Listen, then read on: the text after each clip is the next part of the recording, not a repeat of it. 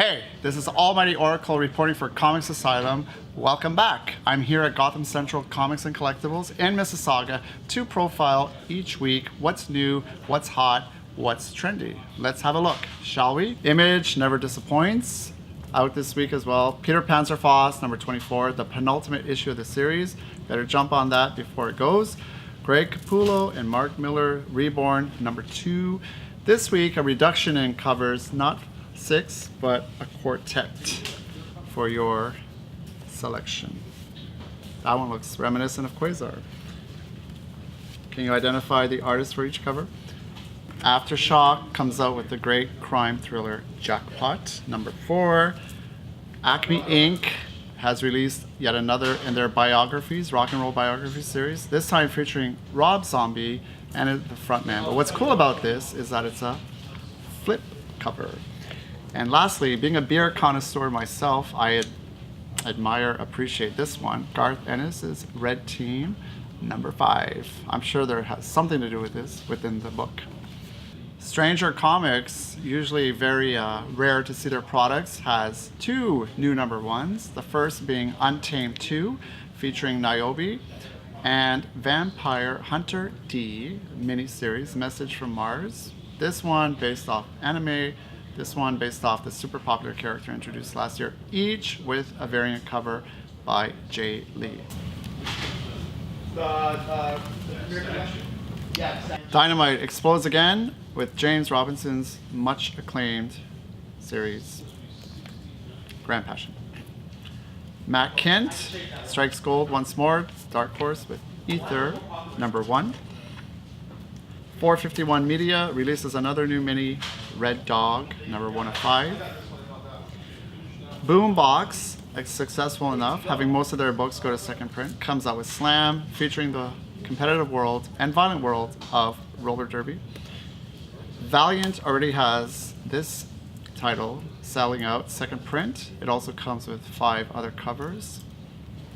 And a one-shot from Fantagraphics, a Christmas cosplay for all those who like to dress up any day of the year. Lastly, IDW also comes out with a one-shot, The Comic Book History of Comics. Definitely worth a look for anyone who's been collecting as long as me, or for someone new to the game. Canadian publisher Chapter House has 4 titles this week.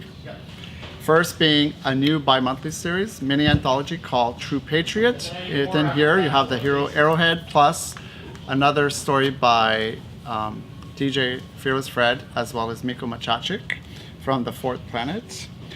All new Captain CANUCK, number 11. I like especially this cover. It's photorealistic and I like the color scheme. It's very simple, yet it works. Northgard, number 3, comes out with 2 covers. Kind of a Captain CANUCK knockoff, but definitely his own identity. And Danny's the Ball with Life, Death, and Sorcery, number 3. Moving on to the indie scene this week, Black Hammer number 5, Dark Horse, Jeff Lemire's excellent take on the Justice League. Making a return appearance, Joelle Jones, Lady Killer 2, number 3. The cover itself is quite trippy.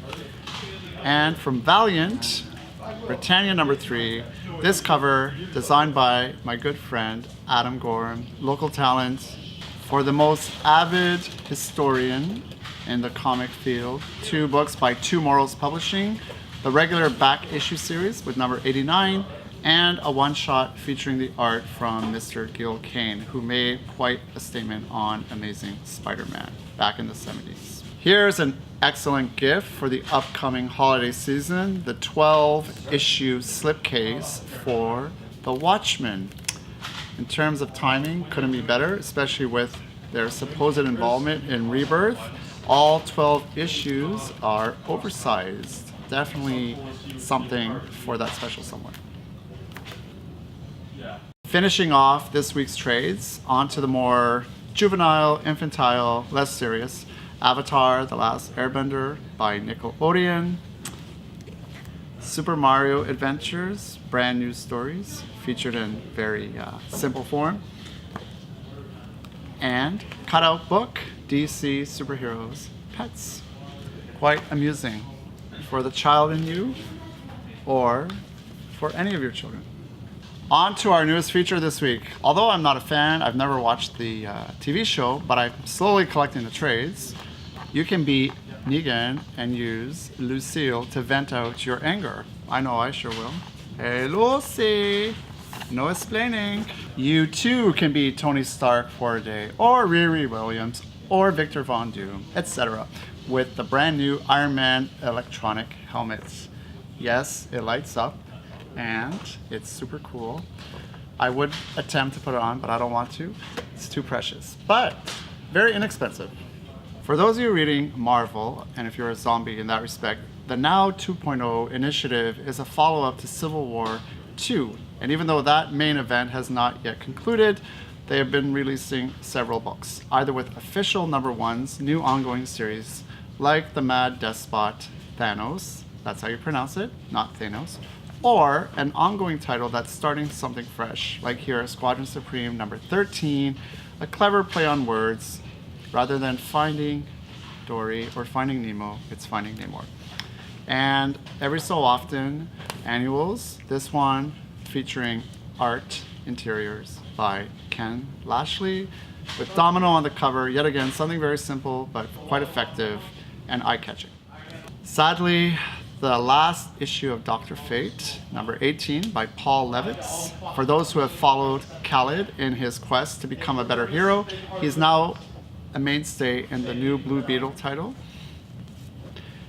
And Nightwing, #9, with the inspiration for his name. Continuing the spotlight on DC, Superman #11, part 2 of the first meeting between Damian Wayne and Jonathan Kent.